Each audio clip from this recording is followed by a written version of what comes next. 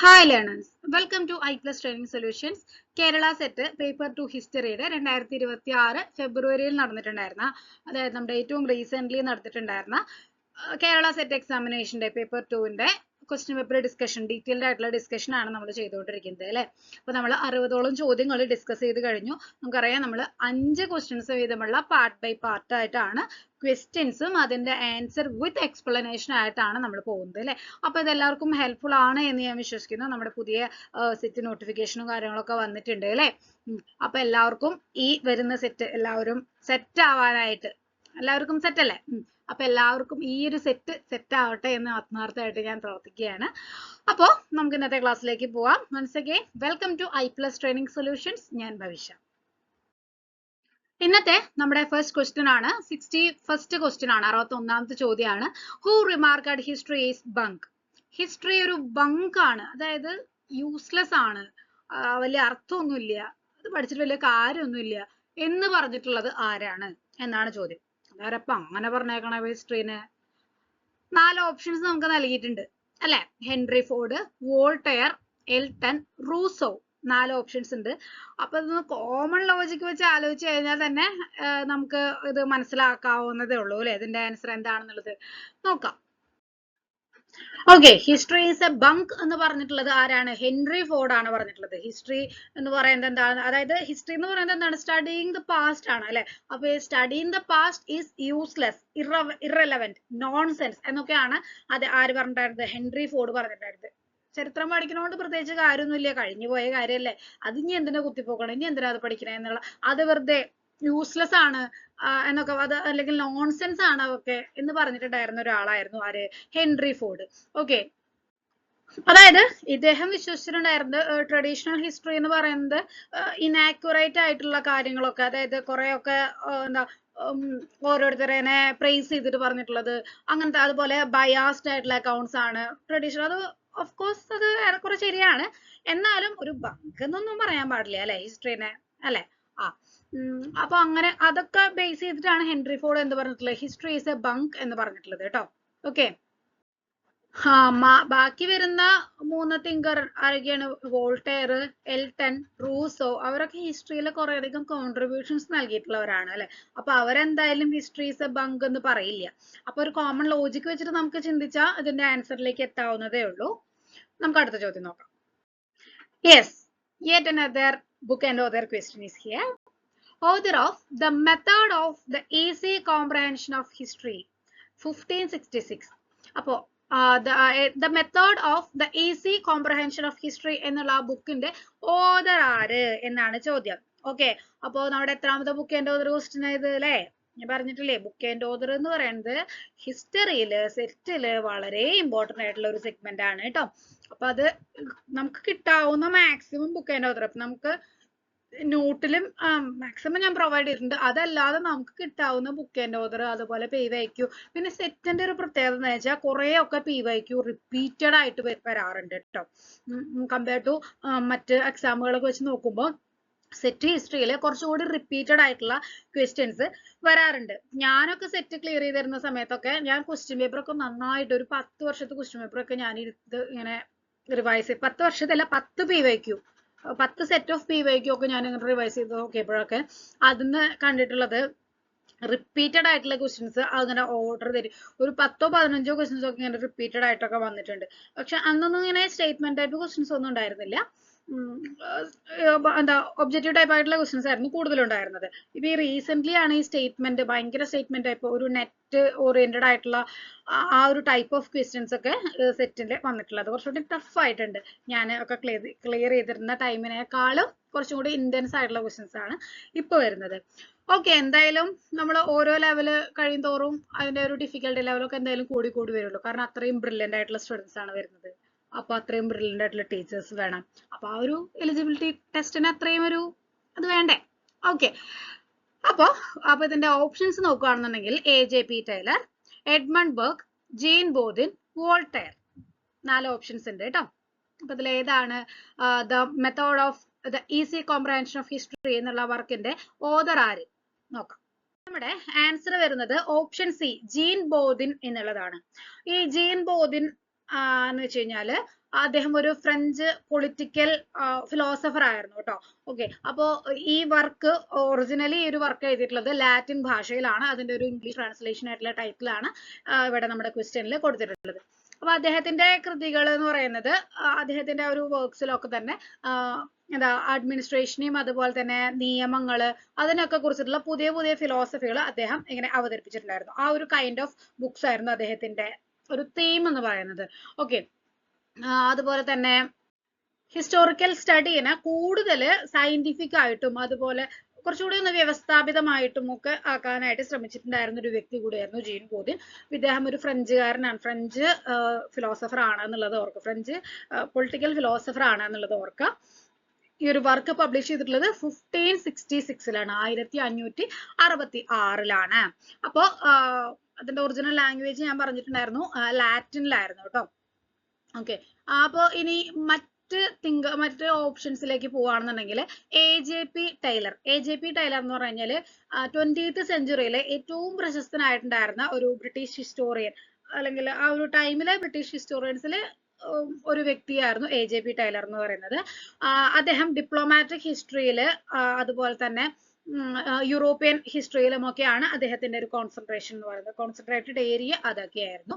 The struggle for mastery in Europe 1848 to 1918 അതാണ് അദ്ദേഹത്തിന്റെ ഒരു മെയിൻ ബുക്ക് എന്ന് പറയുന്നത്. ഓക്കെ, ഒന്നുകൂടി ഞാൻ പറയാം. The struggle for mastery in Europe 1848 to 1918. Okay, then the origins of the second world war. ഇത് രണ്ടുമാണ് AJP ടൈലറിന്റെ വർക്ക് വരുന്നത് കേട്ടോ. ഓക്കെ, അപ്പൊ അദ്ദേഹത്തിന്റെ ഒരു മെത്തേഡ് അല്ലെങ്കിൽ ഒരു മെത്തഡോളജി എന്ന് പറയുന്നത് ഹിസ്റ്റോറിക്കൽ ആയിട്ടുള്ള കാര്യങ്ങൾ തന്നെ വളരെ ലൈറ്റ് ആയിട്ടും എന്നാൽ കുറച്ച് കോൺട്രവേഴ്ഷ്യൽ ആവുന്ന രീതിയിലും ഇൻട്രൊഡ്യൂസ് ചെയ്യുന്ന ഒരു വ്യക്തിയായിരുന്നു. അതായിരുന്നു അദ്ദേഹത്തിന്റെ ഒരു സ്റ്റൈൽ എന്ന് പറയുന്നത്.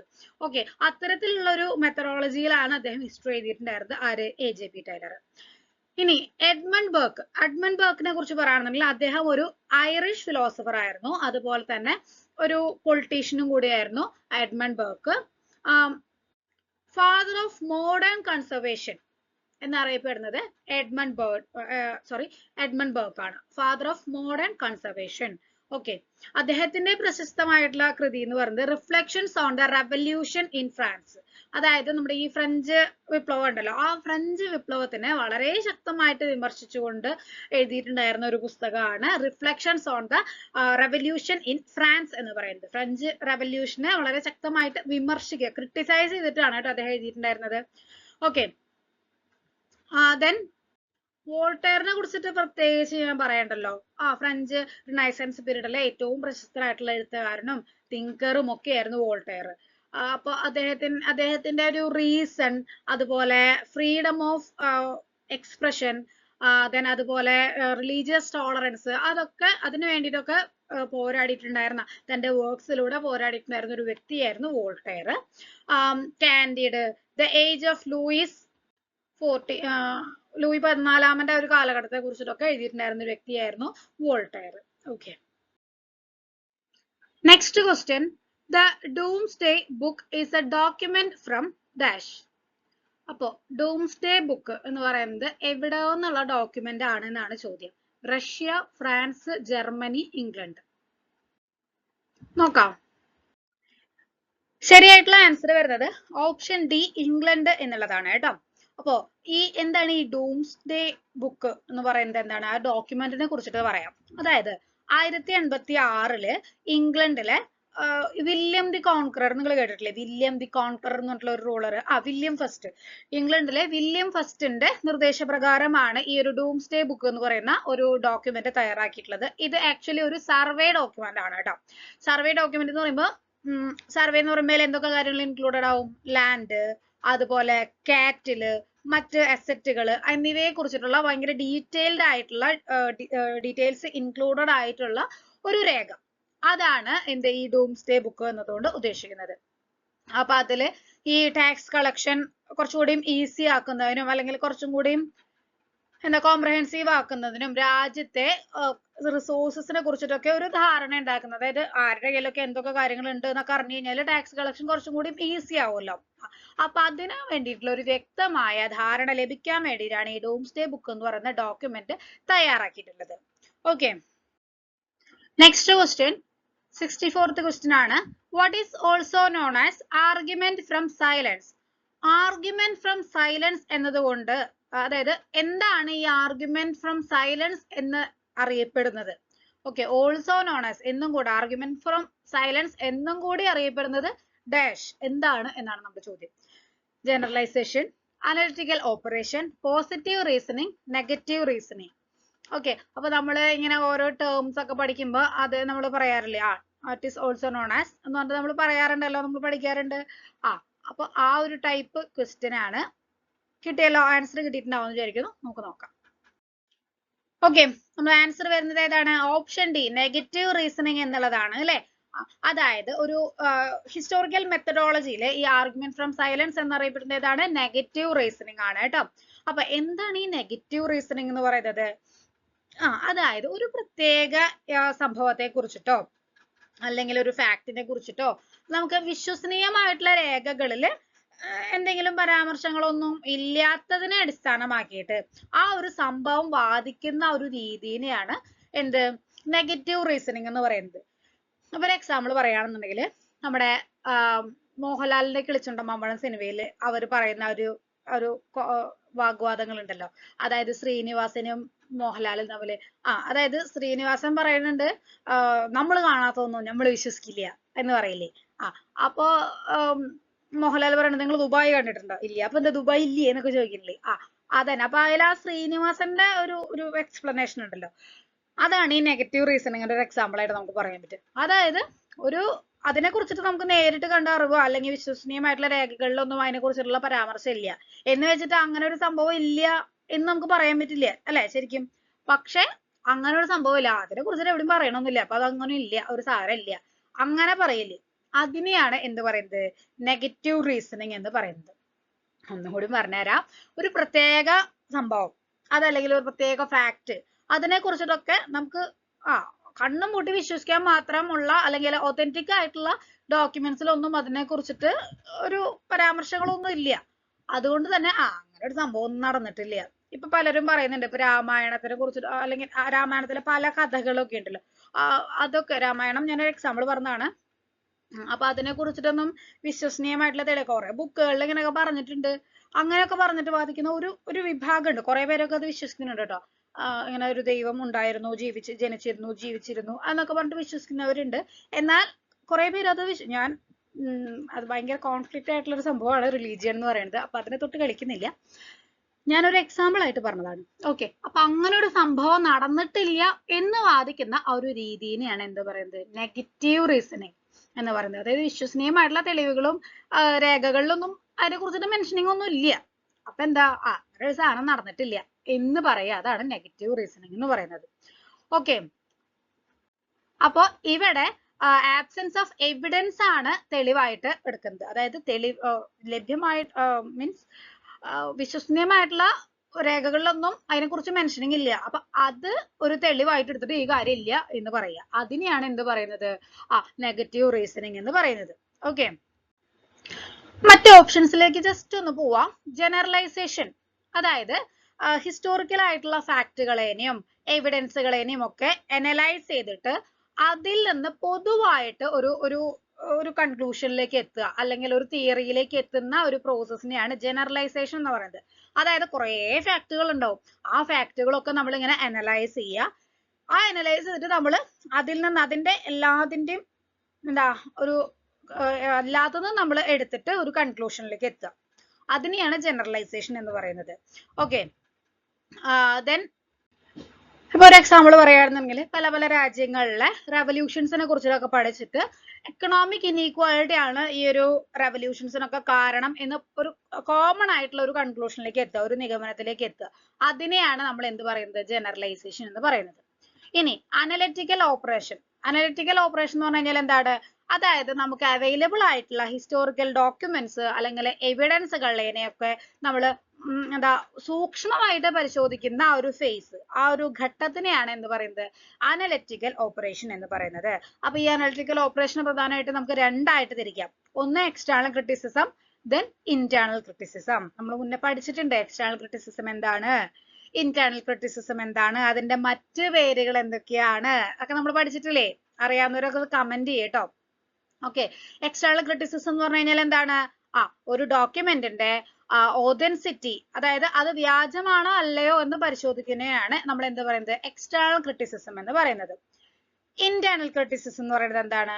ആ ഒരു ഡോക്യുമെന്റിന്റെ കണ്ടന്റ് എത്രത്തോളം ഒതന്റിക് ആണ് എന്ന് പരിശോധിക്കുന്നതിനെയാണ് നമ്മൾ ഇന്റേണൽ ക്രിറ്റിസിസം എന്ന് പറയുന്നത്. ഇനി നെഗറ്റീവ് റീസണിങ് നമ്മൾ എന്താന്ന് പറഞ്ഞു. ഇനി പോസിറ്റീവ് റീസണിങ് എന്താണെന്നുള്ളത് പറയാം.